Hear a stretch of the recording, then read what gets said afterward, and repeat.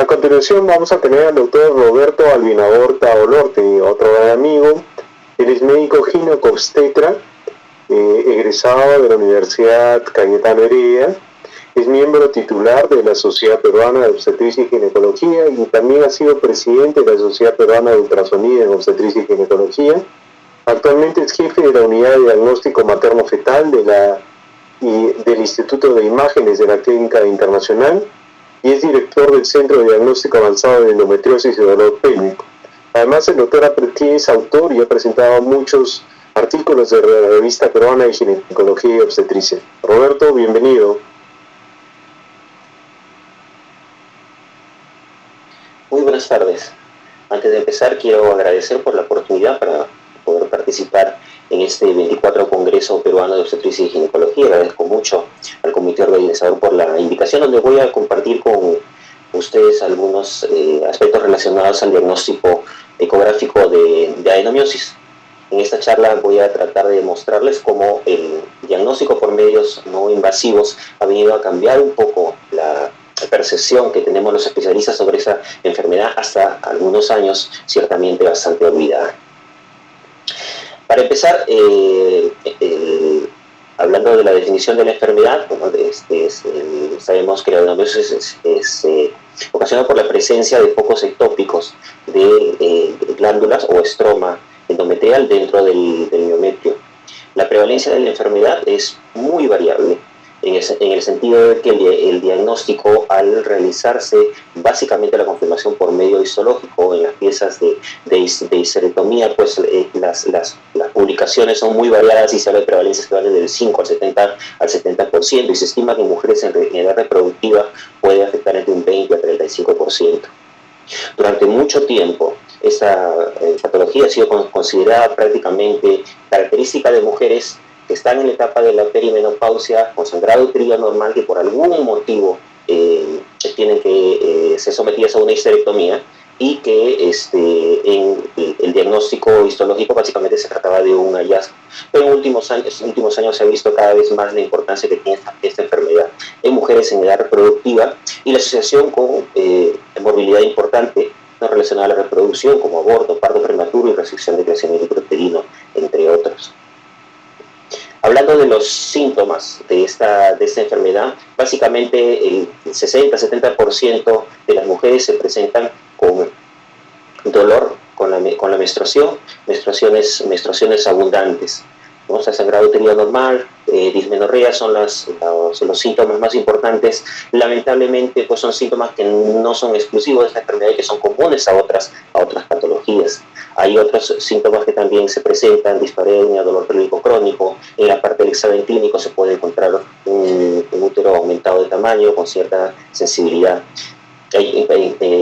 Recordar la importancia que tiene, la relación que tiene esta enfermedad con infertilidad hasta un 11-12% de los casos, y un aspecto muy importante es que puede estar asociado a otras condiciones importantes de la patología ginecológica, ¿no? En este caso, en las diversas publicaciones se ha encontrado asociación con miomatosis en un 50% de los casos, endometriosis en 11% y pólipos endometriales en un 7% aproximadamente. Como les empezaba diciendo, el gol estándar para el diagnóstico de la enfermedad históricamente ha sido la confirmación histológica por el hallazgo de glándulas o estroma endometrial dentro del músculo miometrial.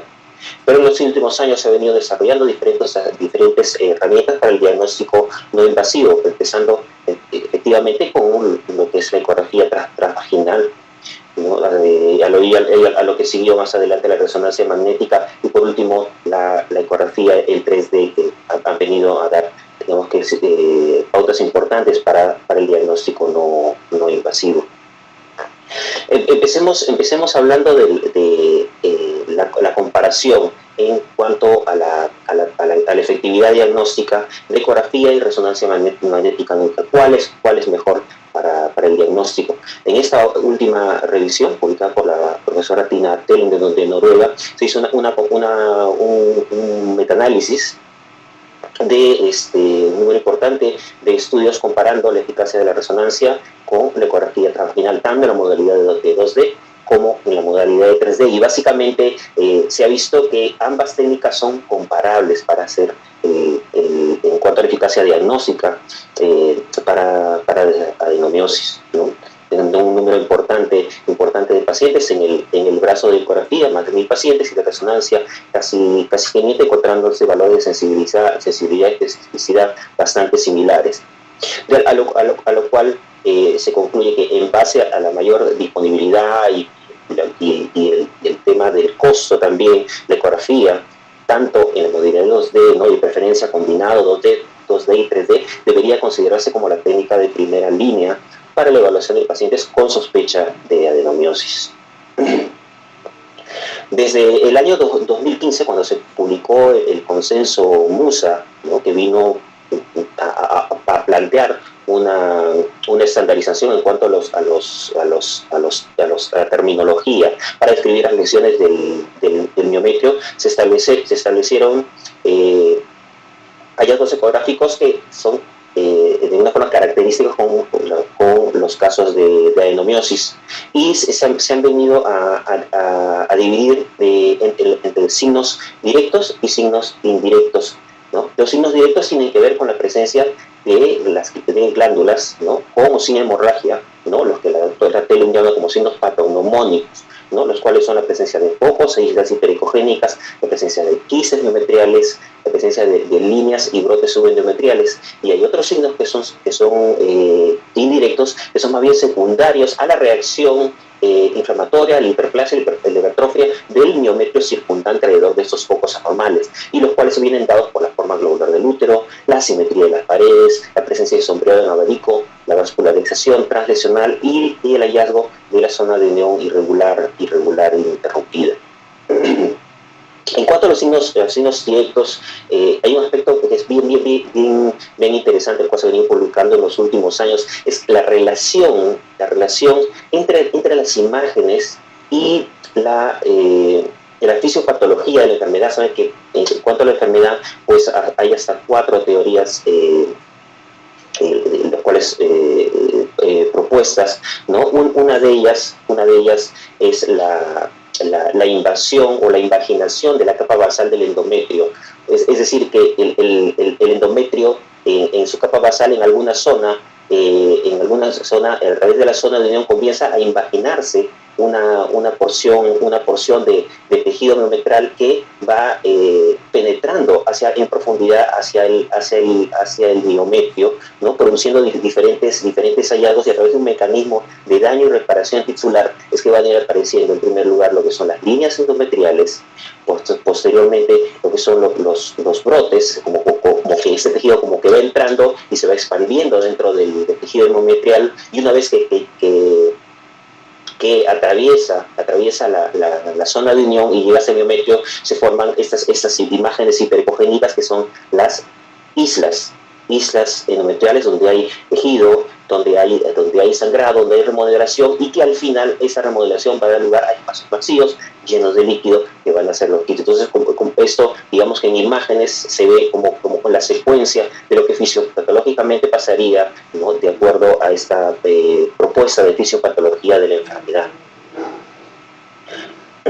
Y eso en imágenes lo vemos así, ¿no? Tenemos la zona de el endometrio, y tenemos una irregularidad y la presencia de estas protuberancias ecogénicas, ¿no?, que van dando lugar a imágenes que van penetrando en el endometrio, como en este caso, ¿no? Acá se ve la presencia de estas imágenes, ¿no?, como que se proyectan dentro del miometrio, ¿no? En cuanto a la ecografía 3D, constituye una gran ayuda porque nos permite ver mucho mejor la presencia de esta irregularidad, la cual puede ser muy sutil, como en este caso, que ven pequeñas líneas, o puede ser muy evidente, como en este caso, pues es clarísimo, ¿no?, esa irregularidad del endometrio y la proyección de tejido que va penetrando dentro del miometrio, dando esta imagen pues completamente irregular, que es característica en el caso de adenomiosis. Asimismo, tenemos la presencia de quistes intramiometriales, que como les decía, digamos que en el proceso de daño y de remodelación tisular constituye la última etapa, donde hay destrucción del tejido, hay acumulación de líquido, y se ven estas imágenes hipocogénicas habitualmente, que están rodeadas por un halo hiperecogénico, ¿no? Como en este caso, otro caso por acá. Es bien importante no confundir la presencia de los vasos arcuatos, ¿no? A veces pueden tener bastante calibre y se ve como una imagen hipocogénica dentro del miometrio. Si nosotros ponemos el Doppler color, esa imagen se va a pintar, ¿no? Descartando la posibilidad de que sea un quis intramiometrial, ¿no? Se trata de un vaso sanguíneo. Ese es otro caso que quería mostrarle, ¿no? Una imagen localizada en este caso. La adenomiosis por definición es una lesión difusa, ¿no? Pero que en algunos casos se puede localizar en algunas partes del útero, ¿no? Habitualmente es en la cara posterior, como estamos viendo acá, ¿no? Esta imagen irregular, heterogénea, y presencia de quistes, ¿correcto? ¿No? Esta es otra imagen, ¿no? Bien clara, ¿no? Es coincidente con una gestación, ¿no? Se ven estas imágenes hiperecogénicas, ¿no? Las islas hiperecogénicas, la presencia de quistes, y otro hallazgo que es muy común, que es la presencia de este sombreado, ¿no? Lo que se llama el sombreado en forma de abanico, ¿no? Son unas líneas que se van como separando en el trayecto de los haces de ultrasonido, y que se deben a la presencia de capas circulares de fibras musculares hipertróficas que rodean estos focos de adenomiosis y que dan este patrón que es bien característico también de la enfermedad. Otro caso, donde se ven presencia de islas hiperecogénicas, sombreado en abanico, ¿no? Y en este caso también se ve aquí están las islas, ¿no? Se ven hiperecogénicas y que pueden tener pueden estar localizadas en cierta parte del útero, ¿no? Nosotros en este es el mismo caso cuando hacemos la reconstrucción en 3D, ¿no? Se ve que esta lesión afecta a la región cornual izquierda, en este caso el miometrio de la cavidad, ¿no? Y el resto de la cavidad se ve pues prácticamente normal. Otro hallazgo significativo, que más bien es indirecto, es la presencia del útero globuloso y la presencia de asimetría en las paredes uterinas, como vemos en este caso, ¿no? En este caso, lo que se ve más bien es un mayor engrosamiento de la cara anterior. Acá tenemos el endometrio que por lo general es difícil de delimitar, ¿no? Y la gran diferencia, ¿no? La cara anterior y posterior, y que se debe a la reacción hipertrófica, a la hiperplasia muscular alrededor de los focos de adenomiosis. Es importante no confundir con una miomatosis diseminada, ¿no? Con pequeños miomas que pueden dar una apariencia similar, heterogénea del útero, ¿no? Hay que considerar el uso de anticonceptivos, también puede dar la apariencia de heterogeneidad en el útero, la presencia de endometriosis profunda, y bien importante, ¿no? Las contracciones uterinas. Fíjense en este caso, por ejemplo, ustedes ven esta imagen, ¿no? Y se nota una marcada diferencia entre la cara posterior y cara posterior, ¿no? Y en el video es el mismo útero. Fíjense, 30 minutos después es un órgano completamente normal. Entonces hay que tener mucho cuidado y no hacer el diagnóstico en base a un solo factor, y sobre todo si se trata de un factor o de un hallazgo indirecto.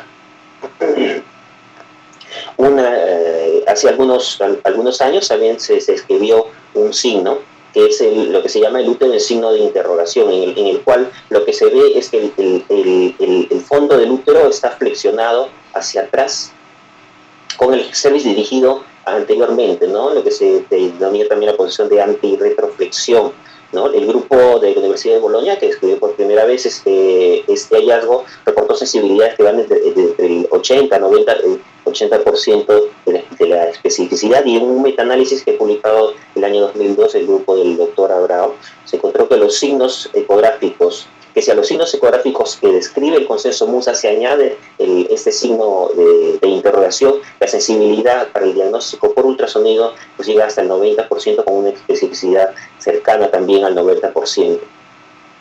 Este hallazgo habitualmente se asocia a endometriosis profunda del compartimiento posterior, ¿no? Lo cual bueno, sería algún factor de confusión si verdaderamente este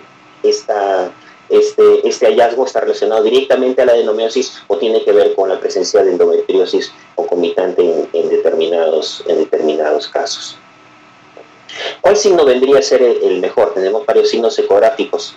En una revisión que hizo la doctora Zapos de Alper, por ejemplo, en 2012, determinó que en la ecografía 2D el signo que tenía mayor sensibilidad es la presencia de heterogeneidad en el endometrio y el de mayor especificidad la presencia de quistes. Y en la ecografía 3D la presencia de sonadenoma irregular era el signo que tenía mayor precisión.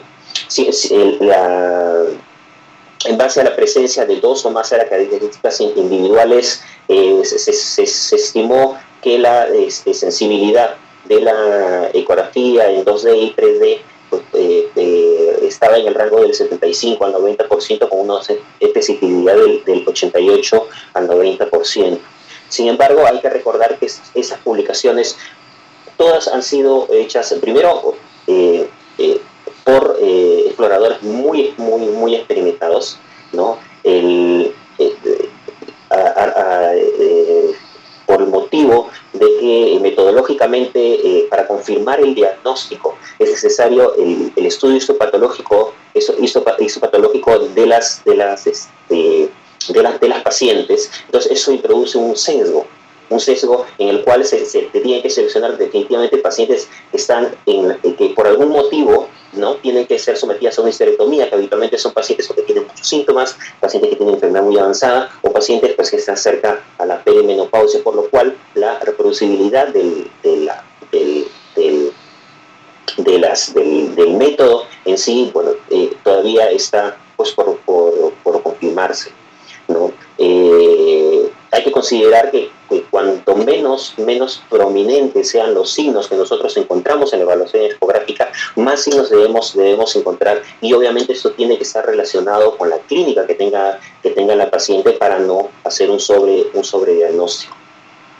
Otra de las cosas que se ha determinado en las diferentes metaanálisis que se han hecho sobre el valor de la ecografía en el diagnóstico de adenomiosis es que todavía no podemos hablar qué tanto funcionan estos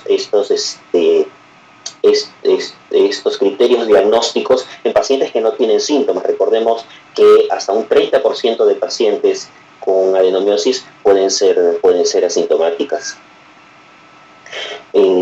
Para terminar, quiero hablar algunas palabras muy breves relacionadas al tratamiento, el cual sabemos que el tratamiento básicamente se divide en tratamiento médico y tratamiento quirúrgico, ¿no? El tratamiento médico que viene dado básicamente por el uso ya sea de antiinflamatorios no esteroideos o medicamentos hormonales cuyo propósito es básicamente tratar la sintomatología de la enfermedad. No se reserva para pacientes que quieren preservar la fertilidad o aquellas que tienen que, por la presencia de comorbilidades, pues no son buenas candidatas para el tratamiento quirúrgico, y tenemos una variedad de alternativas al tratamiento quirúrgico, desde la histerectomía, que es la forma de tratamiento digamos estándar, pasando por otras técnicas como la ablación endometrial, la excisión focal de zonas de adenomiosis, la embolización y últimamente lo que se ha descrito el ultrasonido de alta frecuencia. Sabemos que la histerectomía es el tratamiento definitivo para esta enfermedad, pero obviamente no es una alternativa en aquellas pacientes que están en etapa reproductiva, aquellas pacientes que tienen problemas de infertilidad y que todavía tienen deseo reproductivo. Hay que recordar también que hasta un 20% de pacientes después del tratamiento persisten con dolor pélvico, en cuyo caso pues el tratamiento no vendría a ser efectivo. Aquellas pacientes que tienen bastantes síntomas, ¿no? Se ha introducido también la ablación endometrial, no se practica mucho en este medio, básicamente sirve para preservar el útero, ¿no? Porque no preserva la fertilidad, su uso es muy limitado. La excisión focal se realiza a veces veces inintencional, ¿no? Por pacientes que ingresan para el tratamiento de un mioma supuestamente y encuentran que es adenomiosis cuando se hace habitualmente la sección en cuña de una zona del miometrio y después en la patología se confirma que es adenomiosis, ¿no? La gran desventaja pues es que la naturaleza de la enfermedad, pues la mayoría de las lesiones son difusas, ¿no? Y se ha reportado en este caso pues una mayor tasa de aborto espontáneo después de tratamiento. Últimamente se habla mucho de la embolización de las arterias uterinas como una alternativa para el tratamiento, un tratamiento conservador, un tratamiento que preserve el útero, y ha reportado mejoras significativas en cuanto a la dismenorrea y hemorragia uterina normal en estas pacientes, pero tiene varios efectos secundarios y complicaciones, y sobre todo que todavía no está determinado qué tanto preserva la fertilidad esta técnica de adenomiosis. Por último, lo que es el HIFU, el ultrasonido focal de alta frecuencia, no se plantea como una alternativa para reservar el útero. No hay experiencia hasta lo que yo sé en nuestro medio, y todavía las series son muy pequeñas como para hablar de resultados. Para terminar, quisiera que se lleven estos conceptos. La verdad es que en las últimas 2 décadas la adenomiosis ha pasado de ser una entidad histopatológica detectada en mujeres posmenopáusicas sometidas a histerectomía, básicamente un hallazgo histopatológico, a convertirse actualmente, y gracias a las técnicas de diagnóstico por imágenes, en una condición clínica que se diagnostica por medios no invasivos en mujeres en edad reproductiva, en la cual pues el tratamiento pues va a ser completamente diferente. Tenemos que tener bien claro que la ecografía transvaginal, de preferencia combinando en los modos 2D y 3D, es la técnica de primera línea para evaluación de pacientes con sospecha de adenomiosis, y que el desarrollo de técnicas de imágenes tanto de ultrasonido como la resonancia magnética nos permite en la actualidad hacer el diagnóstico por medios no invasivos con un alto grado de certeza, aunque persisten algunas controversias, principalmente relacionadas a la reproducibilidad de la técnica, ¿no? Y que aún no ha sido bien establecida a los estudios publicados. Eso porque la precisión de la ecografía es altamente dependiente de la población. Los estudios publicados, habíamos dicho, pues han sido hechos en pacientes con enfermedad avanzada, enfermedad que por algún motivo han tenido que ser sometidas a una histerectomía, ¿no? Al momento de hacer el diagnóstico y en la práctica, lo que nosotros debemos considerar es tener la mayor cantidad de signos posibles para poder orientar adecuadamente el tratamiento de estas pacientes. Nada más, yo quiero agradecer una vez más por la oportunidad, dejar aquí mis contactos para cualquier duda que tengan, y la información de nuestro centro, donde brindamos atención en ecografía ginecológica especializada. Muchas gracias y estoy atento a sus preguntas. Doctora Albina Horta, por su excelente presentación, realmente sucinta, en lo cual es adenomiosis, que como usted ha dicho es un tema de actualidad.